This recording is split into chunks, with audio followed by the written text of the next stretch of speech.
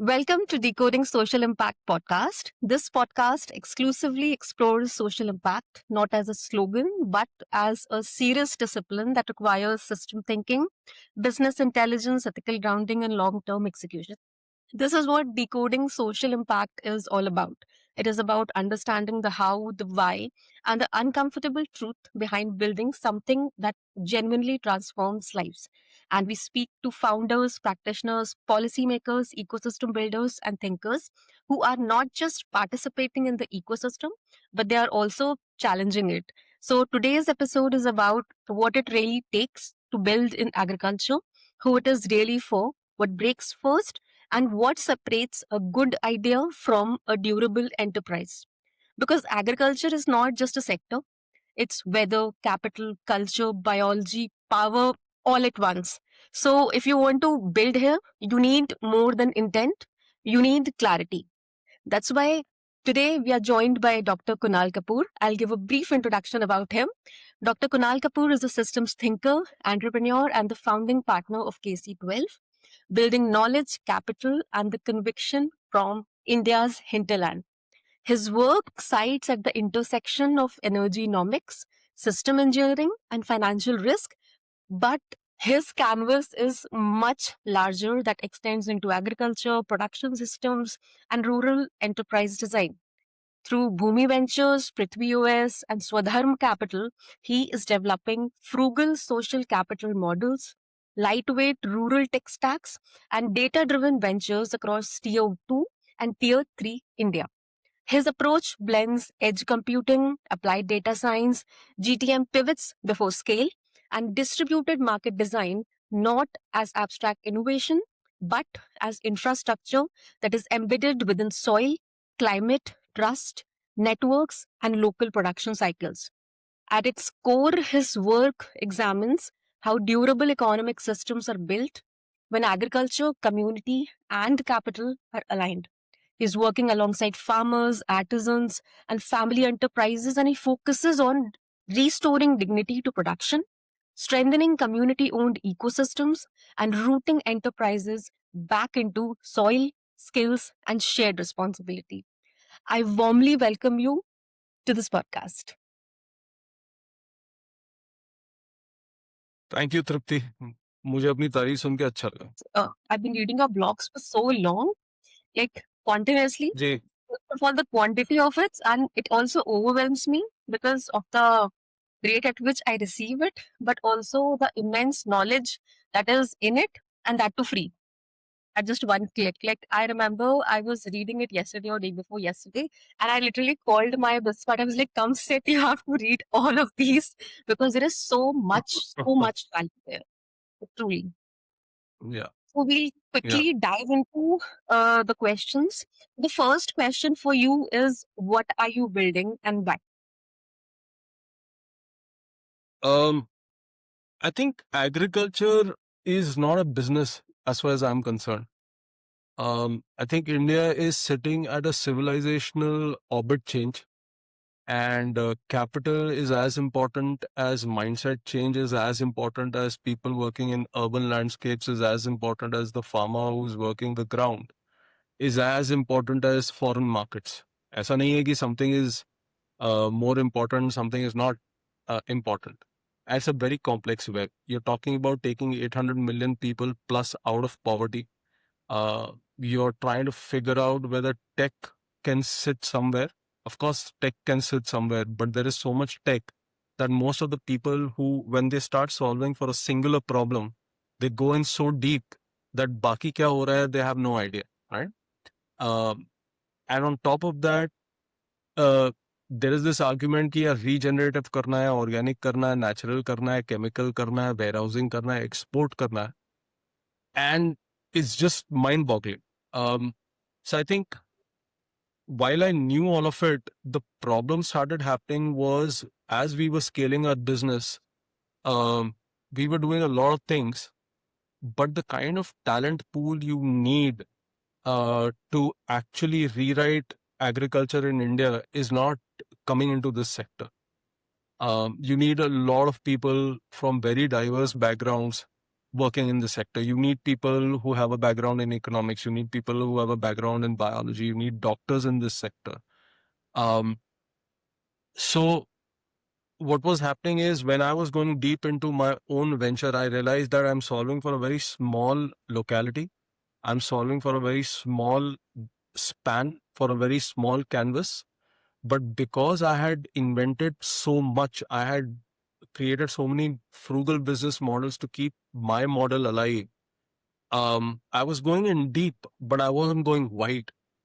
And I thought the time is right to step back and see what's happening in India, because there are a lot of smart people who are tackling different parts of the jigsaw puzzle.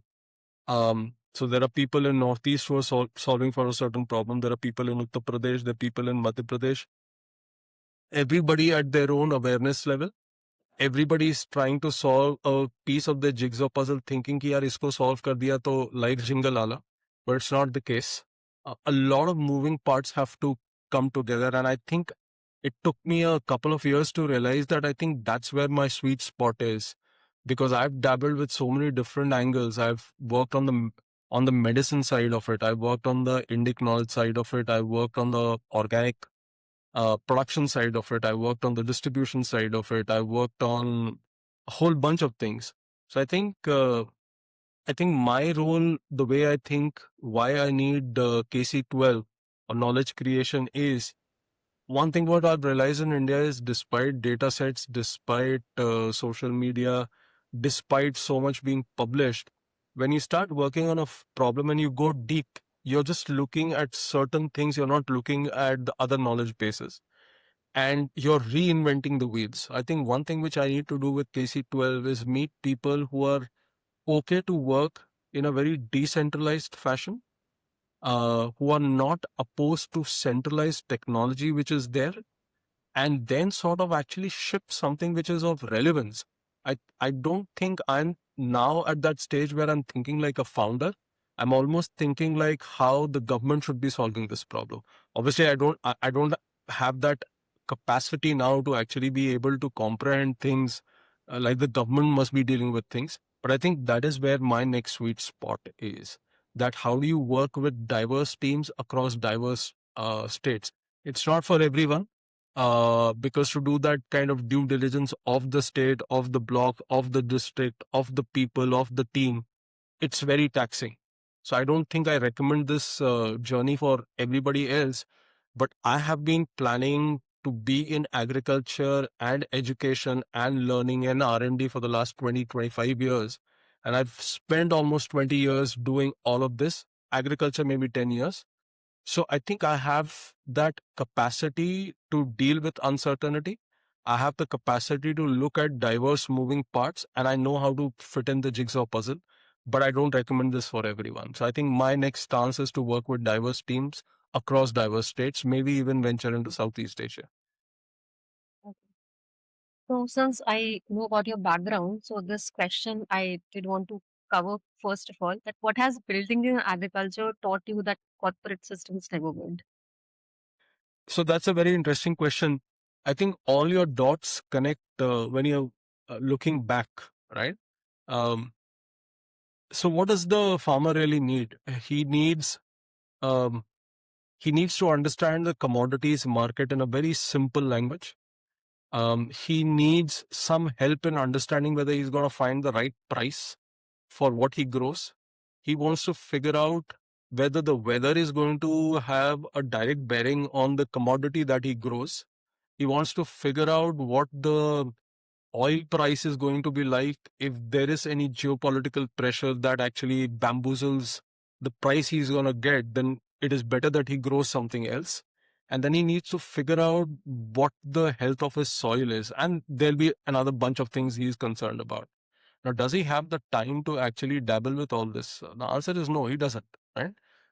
He's going to continuously do what needs to be done. Now, I had two paths in front of me. One is to become a farmer, and I would say I became a half farmer before I realized that that's really not my game. And the way my corporate training helped me out was when I was doing my PhD, I was building a decision support system for maintenance engineers, right? And there's not much of a difference between maintenance engineers in the aviation world and the farmers. Both are working in sectors which is very high risk. So if there's something which goes wrong with, the maintenance of a flight, the goddamn plane comes down, right? And that's a risk. That's a risk to life, and there is risk to capital. Um, there is a lot of similarity between a plane going down and food security. I would say food security and water security is a much more deeper problem for us to solve for. And I think what I learned in my corporate life in terms of understanding what automation is all about, what large scale data analysis is all about, then once I was in corporate, understanding the pressures on the finance side in terms of conversion, in terms of business metrics, that just added my academic rigor. And I saw another layer of finance on top of the nerdiness which I already had in terms of systems engineering. And I think the ultimate test is food security, water security, and getting proper livelihoods going.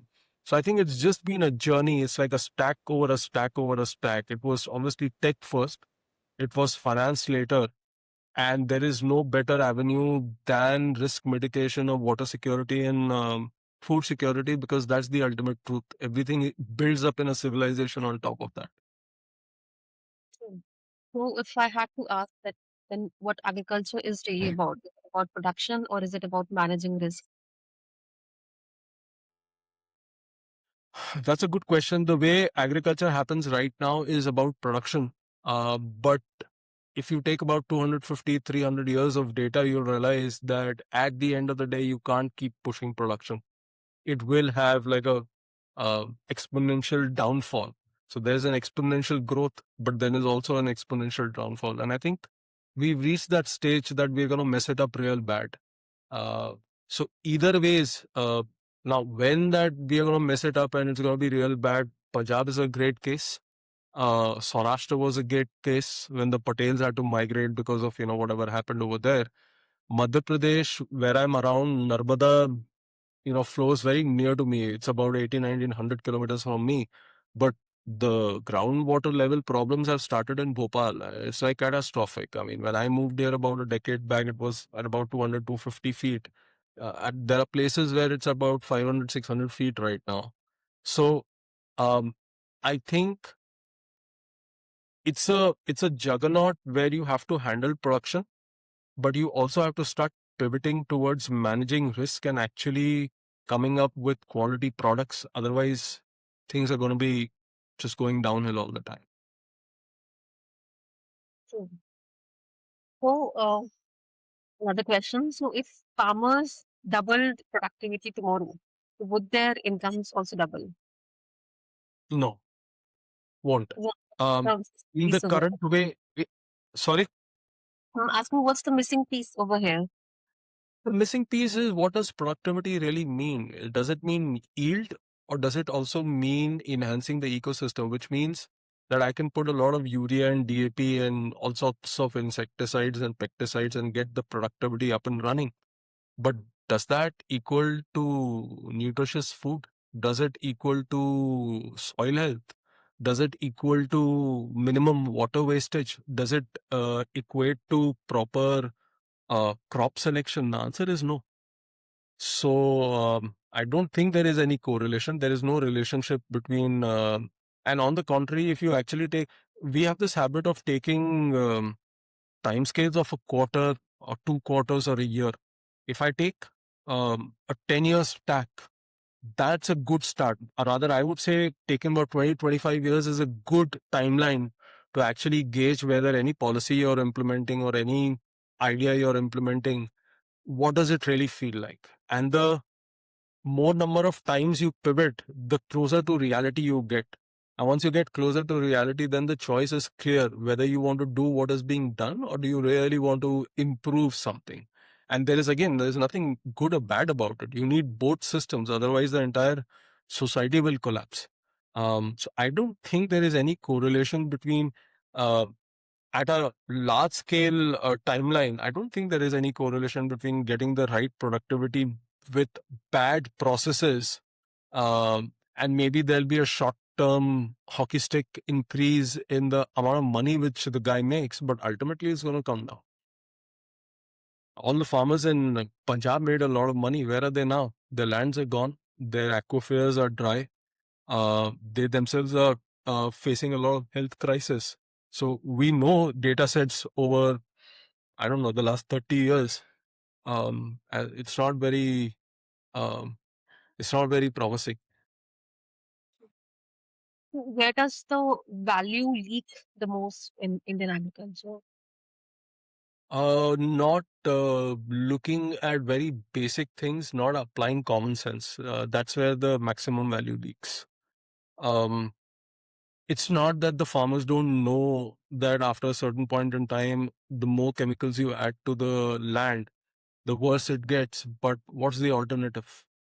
Um, every farmer, given the sort of the kind of diversity India has in terms of where the land is, and uh, everything is not close to a mandi, everything is not 50 kilometers away from a city. How do you create markets from there for them? Are they educated enough to understand what channels to leverage to create their own markets? So again, without criticizing everyone, we went in a completely different trajectory, probably in the mid 60s, because that time we needed something else. We needed bulk food. But it's not that we've actually made conscious efforts to go in the other direction. We may have these insights, um, but even after having those insights to actually implement on the ground, everything leaks. Good intent leaks, bad team management leaks, everything is a leakage. Since I've been following all your blogs and I've been hearing you, so I feel that decentralization is a very core philosophy of yours. So, is decentralization your philosophy or simply the most honest way to work with Common land? sense. It's just common sense. No, it's just common sense because, you have to stop looking at villages from a production standpoint. You have to start looking at it from supply chain logistics part, right? So if somebody is producing a piece of grain somewhere in Uttar Pradesh and usko ration mein he's getting that in Madhya Pradesh. Let us say we had this, blockchain tag or geo IP tag which we could put on a grain of wheat. Um, if the grain of wheat is traveling anything more than 50, 60, 100 kilometers, I mean, it's just waste of diesel, right? At the end of the day. So you have to be very smart about what gets consumed where. I'm not opposed to, so I think food can be a very amazing soft skill geopolitical angle, which India should have played about 50 years back. We missed the boat. But if we really want to do that in the future, if we really want to feed the world, because I truly believe that India has so much water, so much land, so much monsoon, so much embodied knowledge that I think we can feed half the world. If not the whole world, we can feed half the world if we get the right price, right? And I think if you have to go in that direction, and India should go in that direction, we can't compete with the EU on processes and litigation. We can't compete with America on platforms. We can't compete with China on a lot of things. We can't compete with Russia on defense programs or defense spending and creating, cool little gadgets. So, what is India's Swadharma? Uh, what is it that we really want to do? Um, it's good to say that we were an agrarian society and we should move away from it. How much employment is manufacturing going to give once you're completely automated?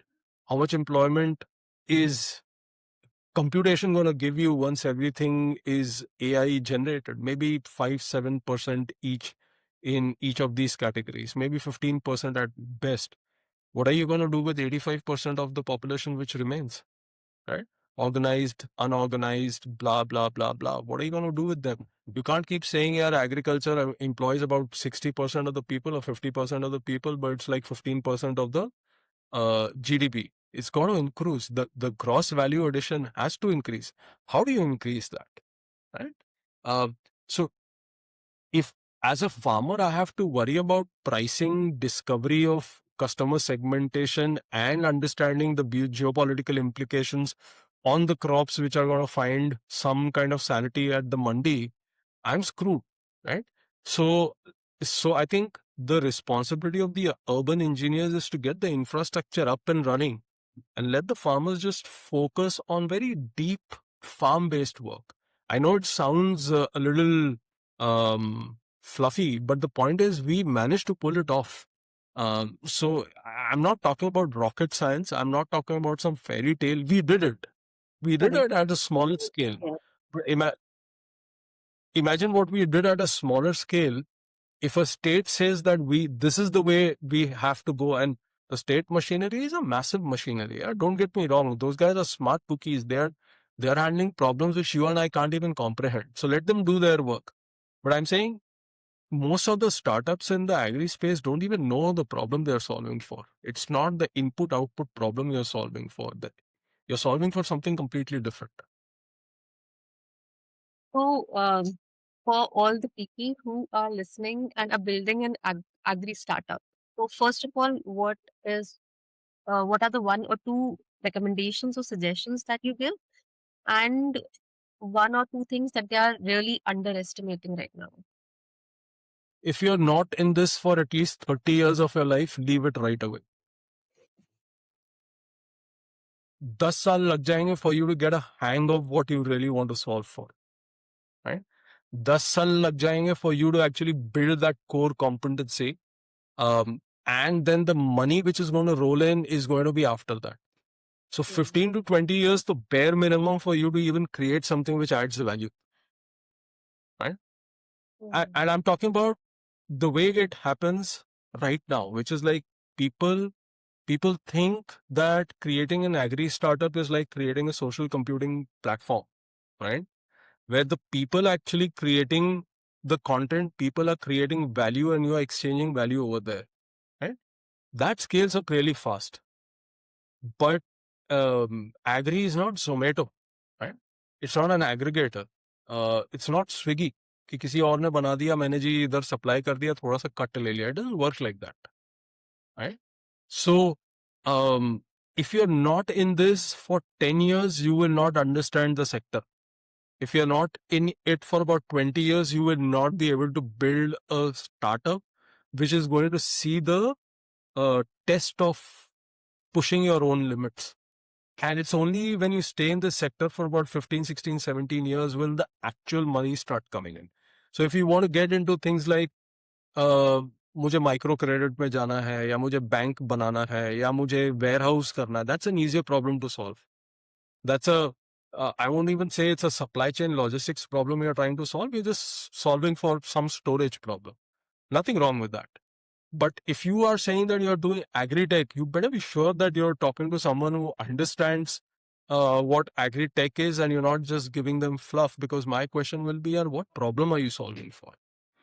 And most of the answers which I listen to doesn't really make sense. They're not solving a problem. They're just basically doing some input output processing. Maybe if you look at the number of startups which have shut up in the last decade in agri and education tech, it's massive. Because again, these are very, very hard sectors to be in. अगर family legacy है तब 10 साल लगेंगे आपको, family legacy नहीं है तो 20 साल लगेंगे. And don't let anybody fool you कि उससे कम लगने वाला, नहीं होने वाला. It won't happen. एग्जिट मारना तो अभी मार लो और कहीं अच्छी सी कंसल्टिंग की नौकरी ले लो. It's a safe bet. So, what kind of training or mindsets would actually like really help for them to survive in their agri startups, like technical, financial? Openness, unlearning, and actually sitting with the farmers and understanding their world. If you can't do these three things, this segment is not for you. I from my own very matlab, as compared to you, mine is a very shorter experience. What one thing that I've learned is whenever you go into the field, whenever you meet farmers, you can never create value with the intention that you are going in the field knowing everything, or you are going there and telling them how it's done. I think that's the biggest deal breaker Yeah. that happens, and you're actually locking the door right away. But the moment you go there and you Absolutely. create a dialogue with them, and that is where I think the first door opens for you, and then there are like numerous doors that are in front of you to keep on opening and opening and opening. So, Beautifully said. I couldn't have said it better. is agriculture harder because of nature or because of systems? Both, uh, because things are changing, the weather is changing, the magnetic poles are shifting, the tilts are changing, everything is changing. Um, and you cannot predict nature. तुम कितना भी कर लो, तुम 100% नहीं बता पाओगे कि hyper local तरीके से इस खेत के ऊपर, इस 2.5 एकड़ के ऊपर कितना पानी गिरेगा. You have no idea. हो सकता है कि कुछ ऐसी बारिश हो कि यार बाजू वाला जो 2.5 एकड़ है उसमें इतनी पानी गिर गई और उसके बाजू में जो 5 एकड़ है उसमें कम पानी गिरा, और 2.5 एकड़ वाले के पास इतना पानी गिर गया कि उसकी फसल बर्बाद हो गई. You can't predict all those things. So that nature uncertainty will always and always and always and always remain. Um, and then everything else is a component of trying to cut down on uncertainty. Now, whether you call it X or Y or Z or risk or pricing or discovery, it doesn't matter. Those are just, all these dependent variables which you are leveraging to cut down on uncertainty. And nature is the classiest form of uncertainty. Yes. So, from your own experience and also your observation of many agri-based startups, is that what is the biggest challenge or challenges that agri startups face? Matlab, is it cash flow, trust, governance, talent, capital? It's a little bit of all. Um, I don't think the capital की तो कोई कमी नहीं है. People are investing heavily into this. But I think what I've noticed is, even within my own setup, and one of the reasons I'm stepping away from the role which I was doing right now and I'm trying to build something completely different, I don't think you can solve for agri-tech in India considering all the various components, whether it is the number of people employed, the variability in the land holding, the diverse agroclimatic zones, the fact that 87, 86, 85% of your farmers are marginal farmers, which is basically half, and 4 एकड़ के बीच में उन लोग soil degradation हो रहा है, light नहीं पहुंच रही है, हॉर्टिकल्चर लाइन जी कभी टूटी, monsoons. I don't think it's a startup which will solve for anything. It's an ecosystem which will solve for something. And I think and you will shortly see this, I don't think a lot of people are realizing, but I think the center and the state and the players will have to come together to be able to solve it together. एक आदमी के बस की बात नहीं है. It's not going to happen, right? So if that is the reality, you have to take your pick. Are you going to be at the center of all these three components? If not, what component are you going to contribute to?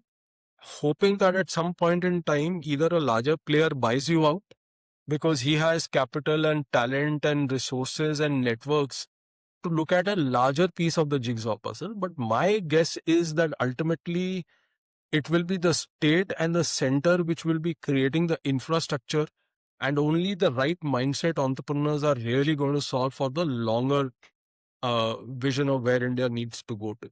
Which basically means if you don't understand tech, finance, geopolitics, and agriculture and weather, then you're screwed.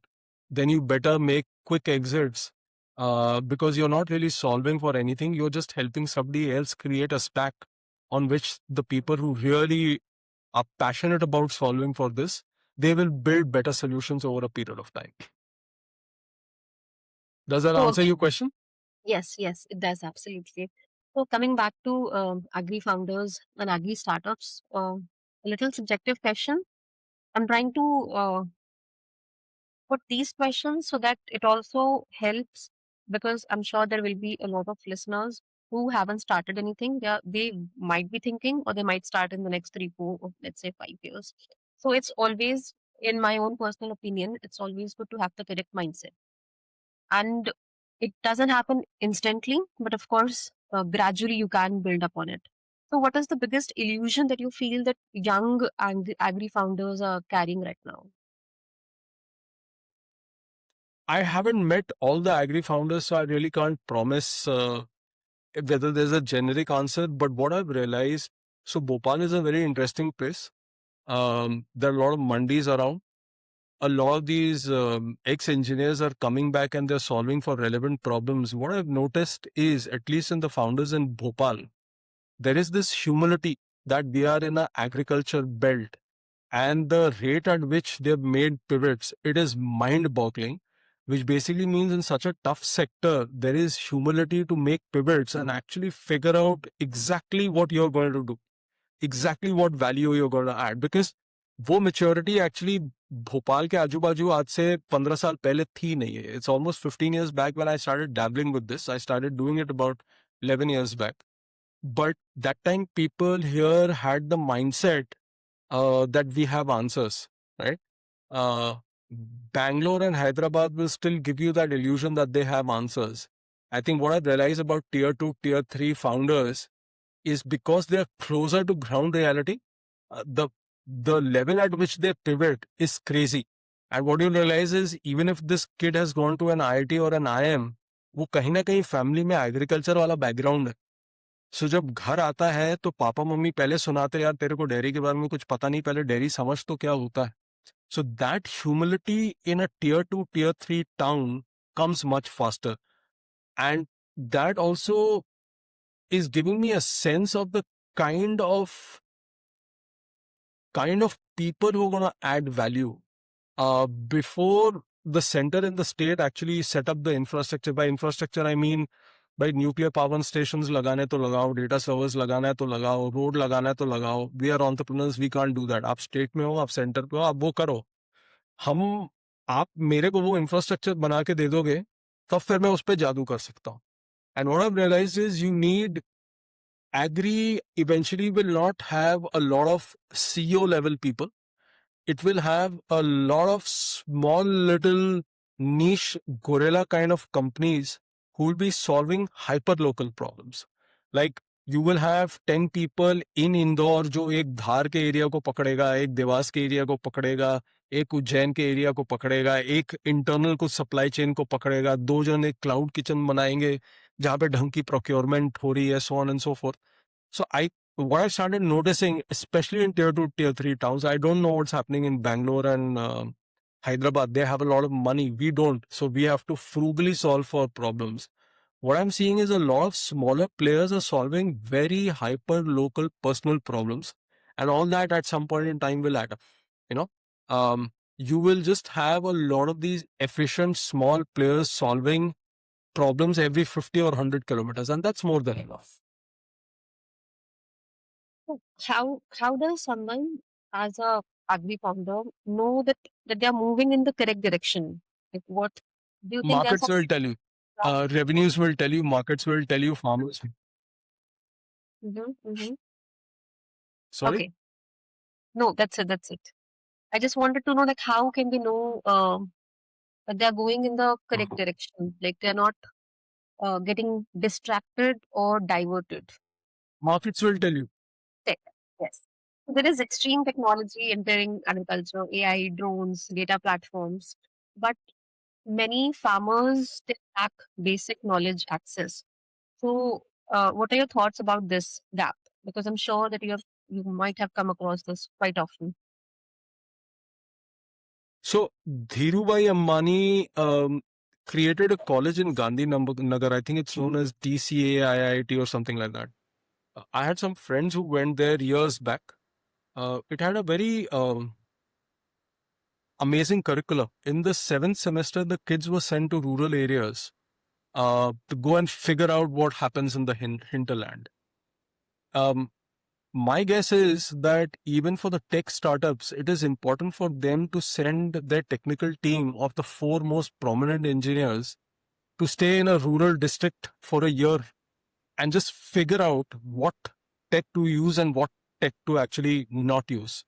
Because unless you're going to do that, you're just going to be creating the stack and stack and stack of code, which actually doesn't really solve for any massive problem.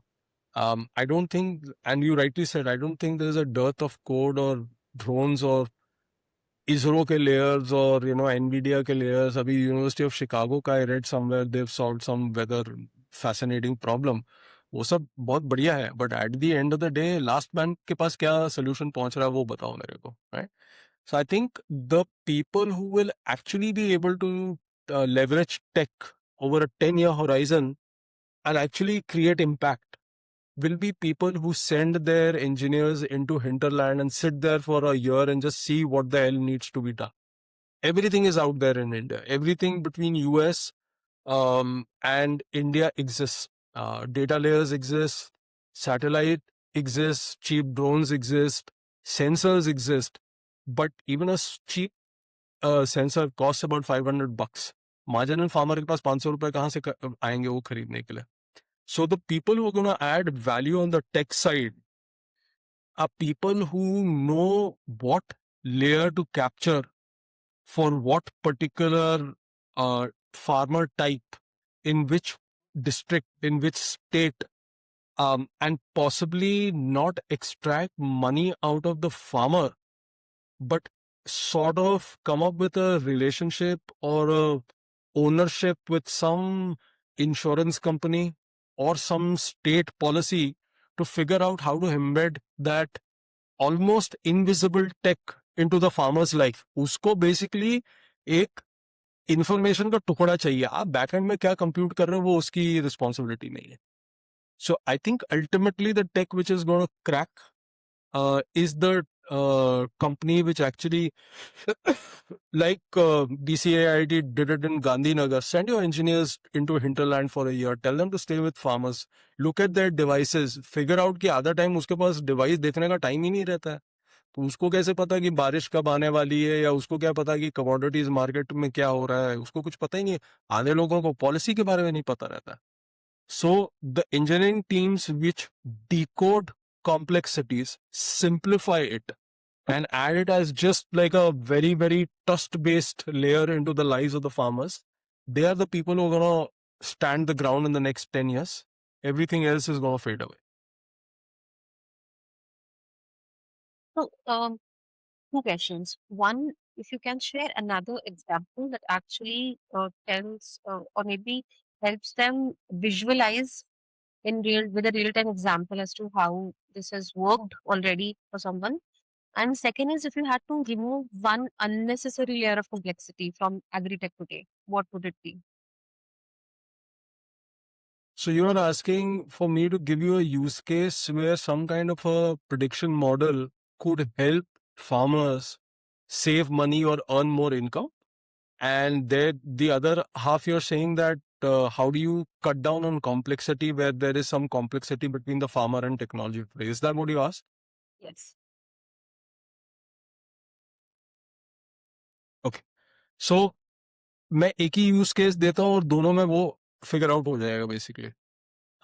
There was a winter evening some 5, 7, 8 years back, and at 10 o'clock we were going to bed, and the weather was all right. रात को 1-1:30 बजे के आसपास पाला पड़ा था और पूरी की पूरी जो आलू की फसल थी वो हमारी जल गई. राइट. हम जब रात को सोए थे तो हमने IMD देखी थी, विंडी जैसा कोई ऐप था, मेरा नाम भी याद नहीं है, वो भी देखा था, सब कुछ देख के सोए थे.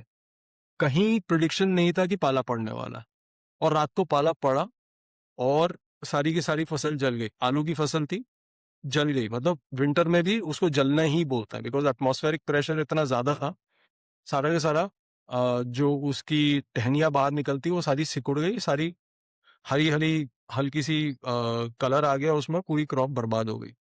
पूरी क्रॉप नहीं, 50% बर्बाद हो गई. नाउ सपोज वेदर प्रिडिक्शन इतना ही अच्छा होता, लोकलाइज वेदर प्रिडिक्शन इतना ही अच्छा होता, और कहीं से मेरे पास कुछ एक इंश्योरेंस पॉलिसी में ये कवर्ड होता कि भैया तुम्हारे पास अच्छा वेदर प्रिडिक्शन है नहीं, तो अगर कुछ गड़बड़ हो जाएगा हम तुमको कवर कर लेंगे, जो भी है, whatever the solution would have been, whether it is better hyper localized solutions, so on and so forth. People have tried with weather balloons, very expensive to execute at a hyper local level.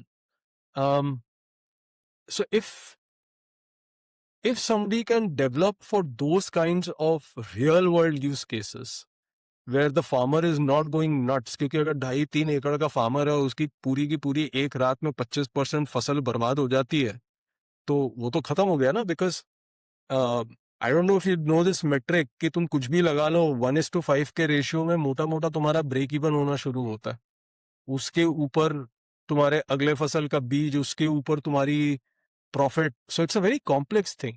उसमें अगर मैं 25% बर्बादी कर रहा हूँ तो वो तो मतलब ब्रेक इवन की तरफ जा रहा है.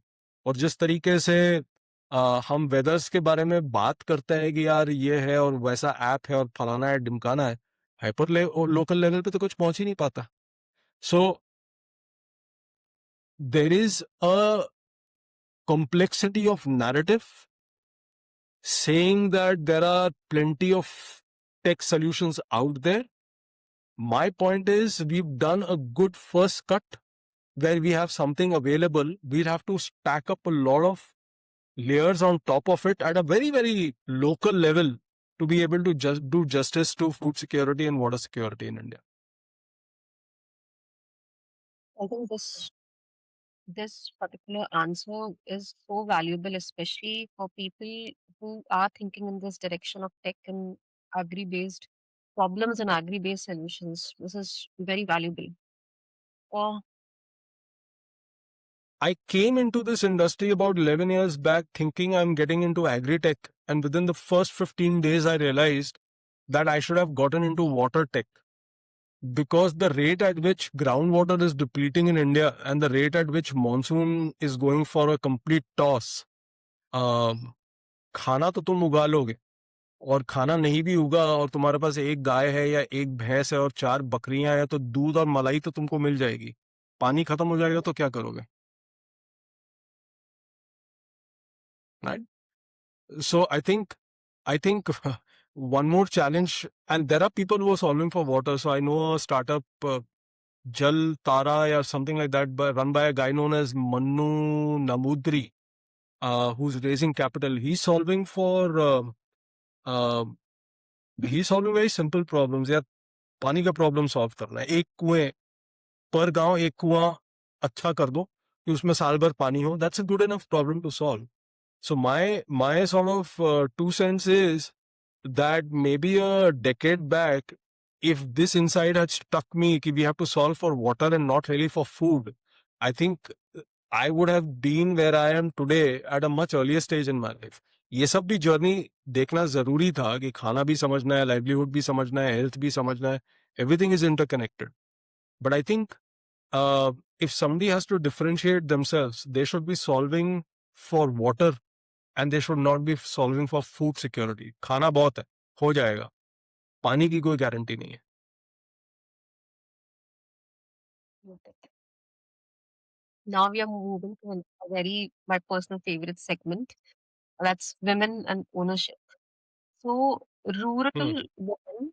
So first is that what needs to, since I'm not going to extend too much into some very basic questions, because I think this dialogue is already, it's well articulated publicly as well, and in academic discourse and other platforms as well. कि क्या problem है, that we're doing all the hard work on the back door.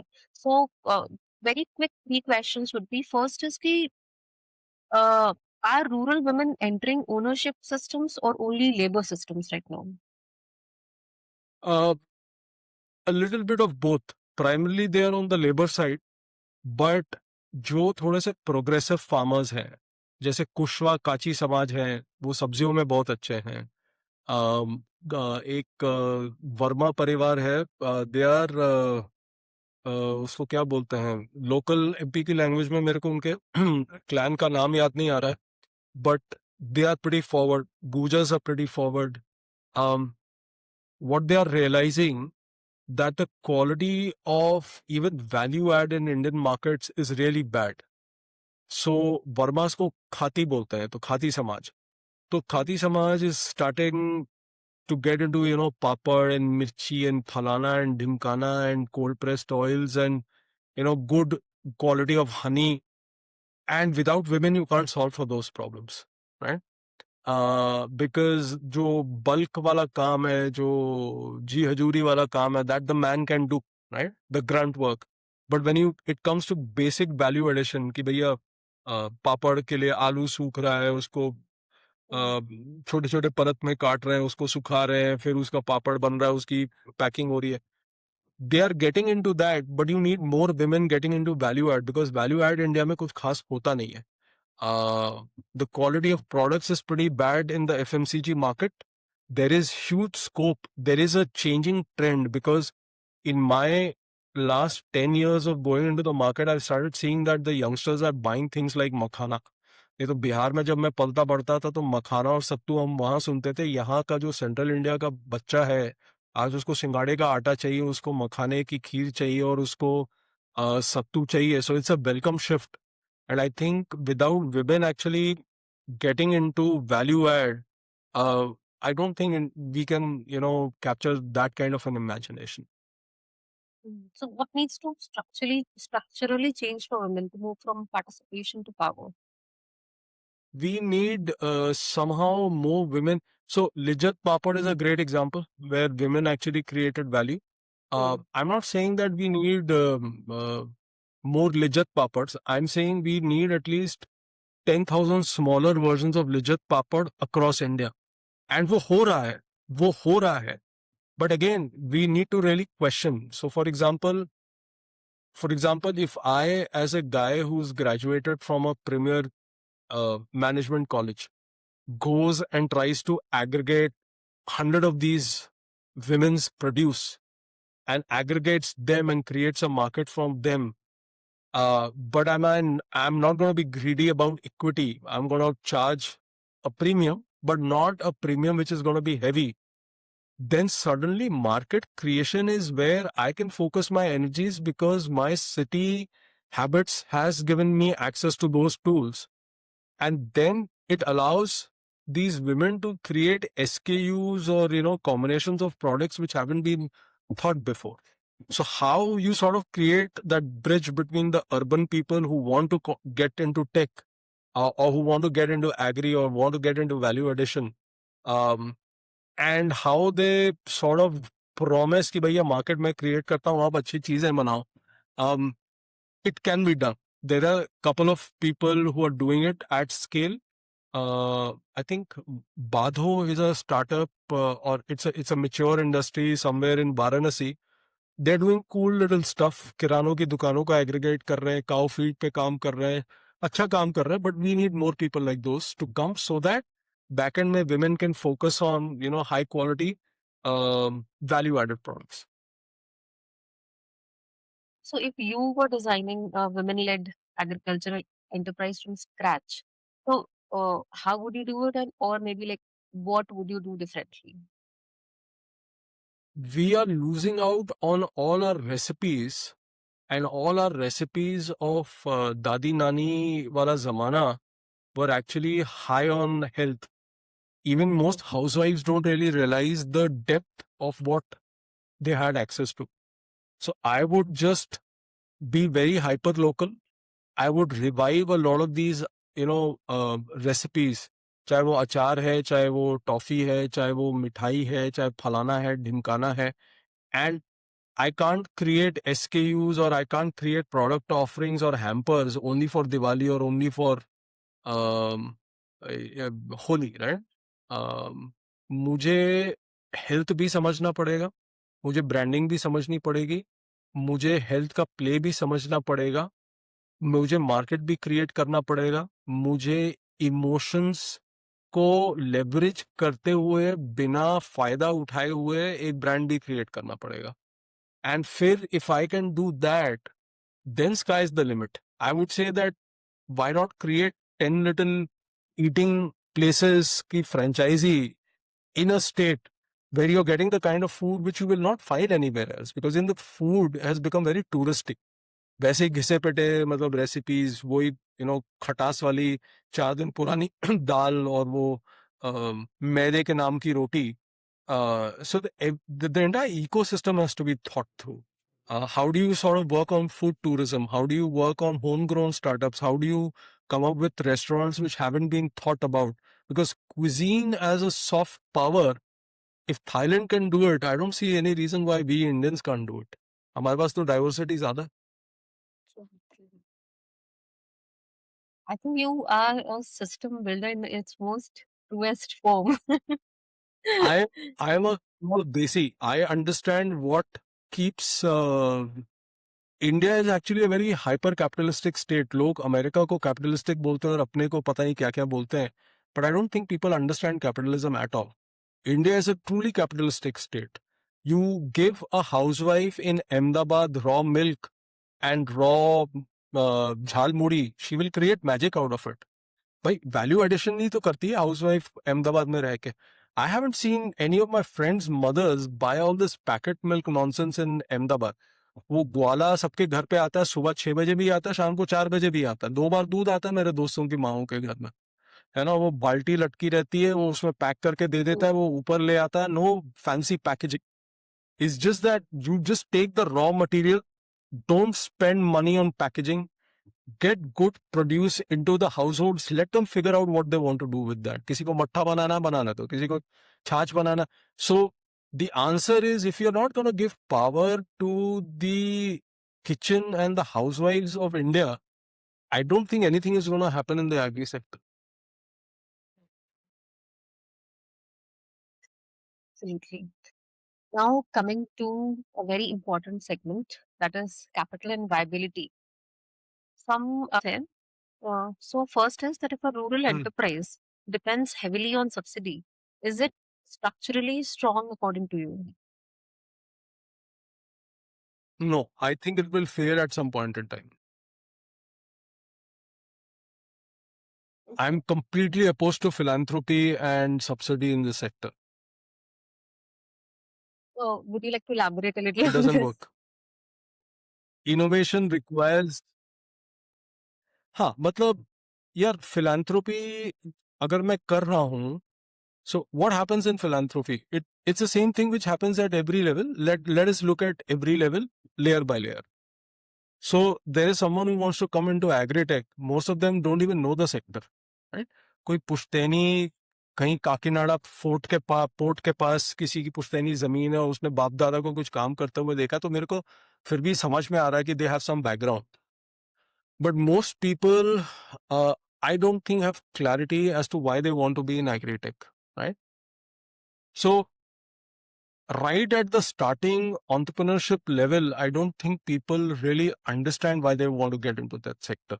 It is either because of some quick exit fantasy which they have then in their heads, or it is probably because they think कि उनको समझ में आ गया.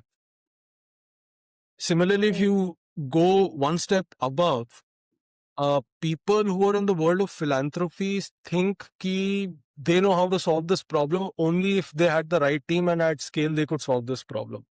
Nobody has asked them to come and solve the problem. They think they have a solution. Solution for what? Can you live a farmer's life? You can't. So you don't really know कि capital कहाँ पे लगाना है. So the founder has zero clarity on day zero of their startup. Similarly, a person who wants to do philanthropy has zero clarity on what that philanthropy is going to look like on day zero. And similarly, the state is here to create infrastructure. They are not here to be entrepreneurs, right? They are smart people. They have gone through the grind. They understand a lot of things better than we give them credit to. They understand. They know कि धंधा चलाने के लिए क्या करना पड़ता है. ठीक? Now my point is, at the core, if we say that none of these things are bad, and a philanthropist is ready to pivot and actually invest money rightfully and deploy capital in a very, very judicious manner, and if a founder is ready to pivot at least 10, 15 times, I think the mindset of being flexible and open to constant pivots is what is more important than capital. There are a lot of people who want to invest back in India, back on the soil, back in rural hinterland, back to where they started. enough capital. But I think people don't know how to go about this sector, and it's not their fault. जब कभी आपने खेती की ही नहीं है, कभी bullock cart चलाए ही नहीं है, कभी ट्रैक्टर चलाए ही नहीं है, आप क्या कर लोगे? I mean, you have to spend time understanding this sector. And I think I keep saying that we need an ecosystem. So we need an ecosystem of investors, we need an ecosystem of economists, we need an ecosystem of doctors, of engineers, of data scientists who are humble, saying कि यार नहीं पता क्या करना है, we'll figure it out. धीरे धीरे we'll figure it out. That is more important than thinking that somebody is going to come like a Microsoft or a Apple or a Google and just kick the ball out of the park. That's not going to happen in this sector. So, what will be a real milestone in agri startup then?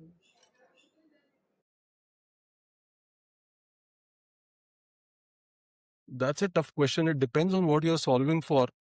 But I can tell you what for me is important. For me, what's important is जो farmer मेरे साथ काम कर रहा है, उसकी तनख्वाह मैंने अगर 3 साल में 1.5 गुना कर दी, for me, that's a win. Now, whether I have to do X, Y, Z, 25 different business models or also do consulting on the side, that is my personal journey.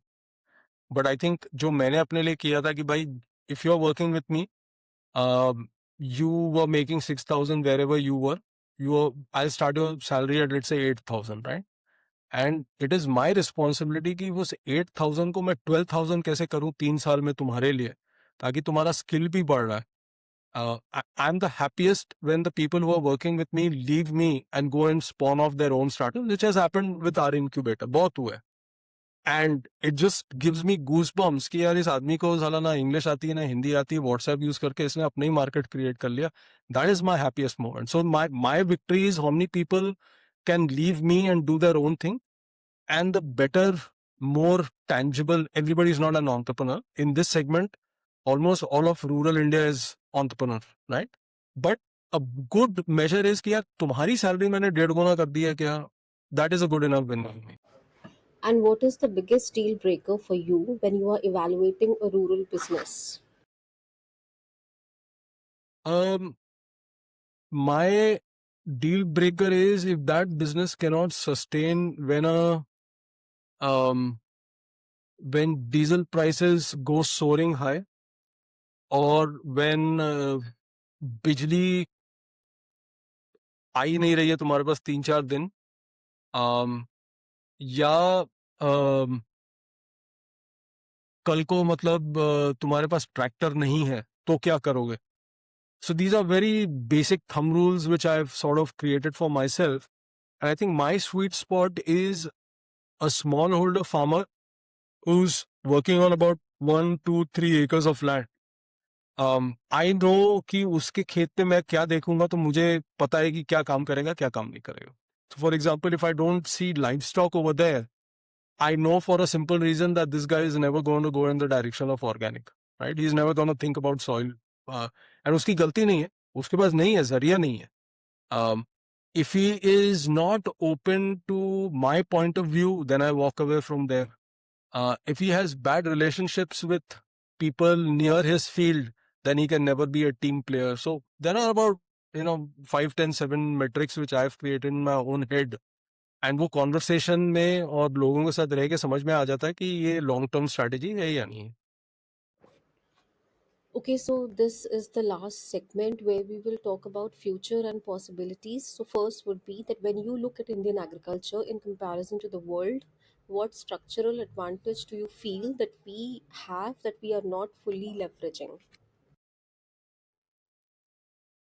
There is so much embodied knowledge in the muscles and the veins and the blood of the farmers in this country that we are not leveraging that talent to scale. It is happening in Gujarat. It is happening on the East Coast in, wherever Telangana and Andhra Pradesh. It is happening maybe somewhere in Chennai.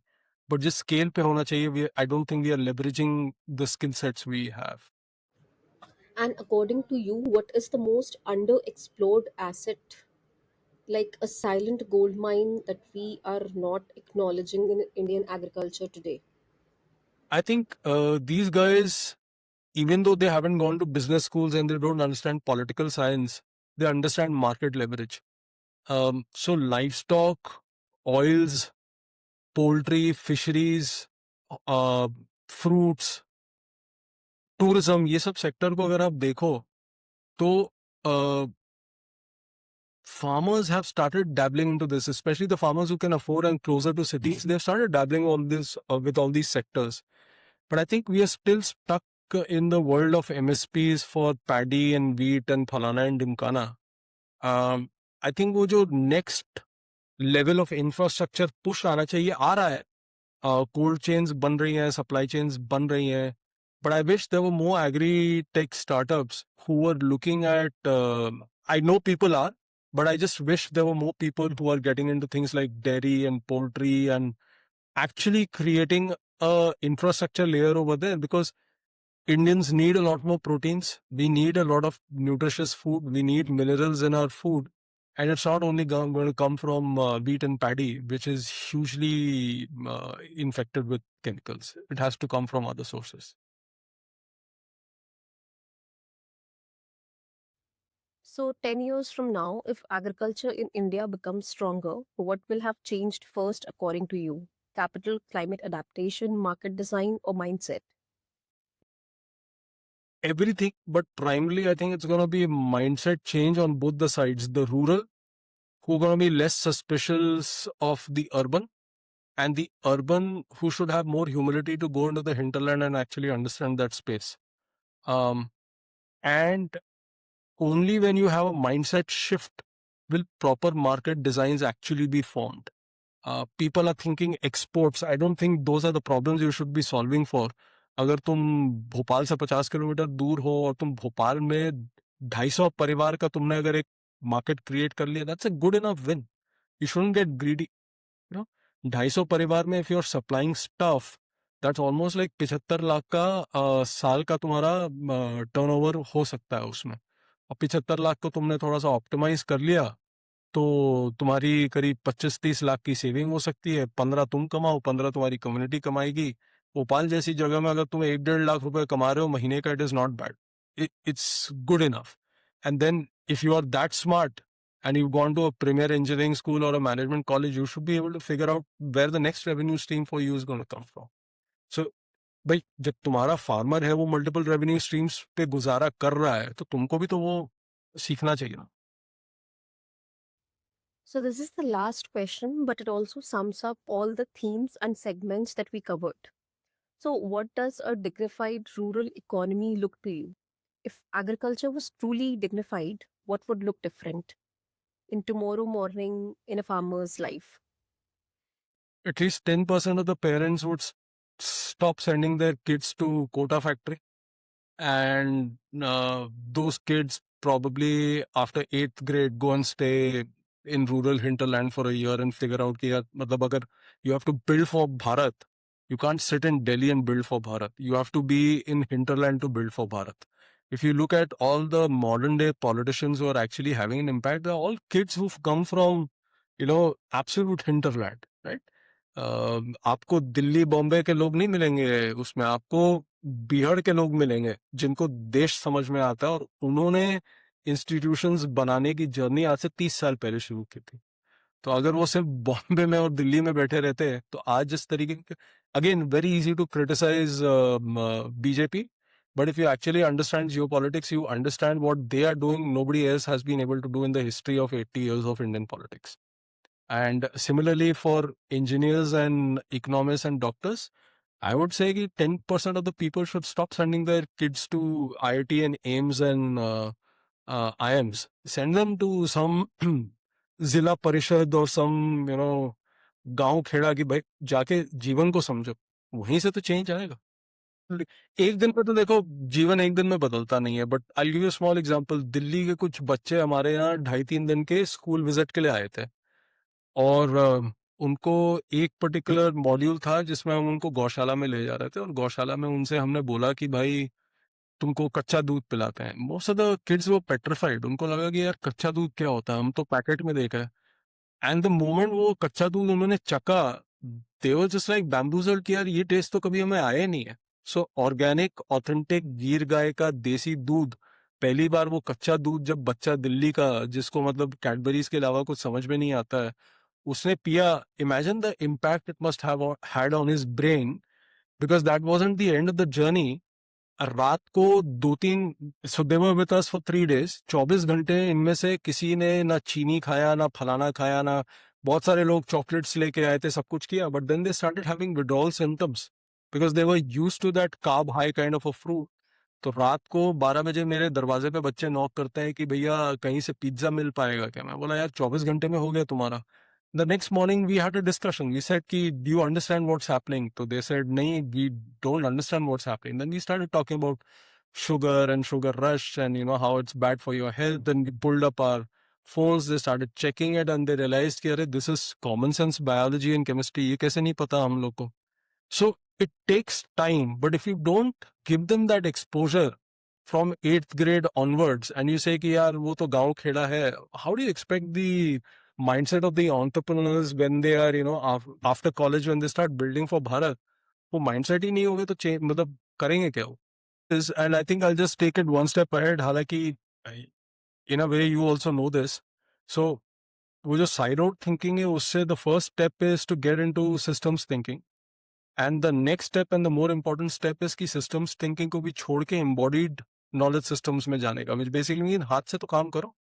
भैया mechanical engineer बनना है तो थोड़ा मतलब Greece हाथ में भी लगना चाहिए ना, ऐसा कॉलर और स्लीव्स ऊपर करके ज्ञान देने से तो कुछ होता नहीं। लाइक अ बेसिक फार्मर जो 4 या 5 एकड़ संभाल रहा है, उसको क्लाइमेट भी समझ में आता है, मोटर टेक्नोलॉजी भी समझ में आती है, सिविल इंजीनियरिंग भी समझ में आती है, ऑटोमोबाइल इंजीनियरिंग भी समझ में आती है, वेदर प्रिडिक्शन भी समझ में आता है, मार्केट क्रिएशन भी समझ में आता है, जियो पॉलिटिक्स भी समझ में आता है, पॉलिसी भी समझ में आता है। क्या आपको आता है? आपको जब आता नहीं है तो आप उस आदमी के लिए बना क्या रहे हो? आप तो इंफ्रास्ट्रक्चर के अलावा कुछ आप बना नहीं सकते।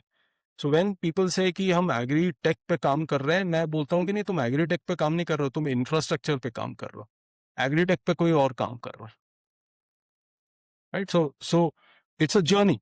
You have to get away from siloed thinking. You have to get into systems thinking. And then you have to also leave systems thinking, because systems में भी क्या होता है ना, फिर तुम छल्ले बनाने शुरू कर देते हो. You're living life. That's it.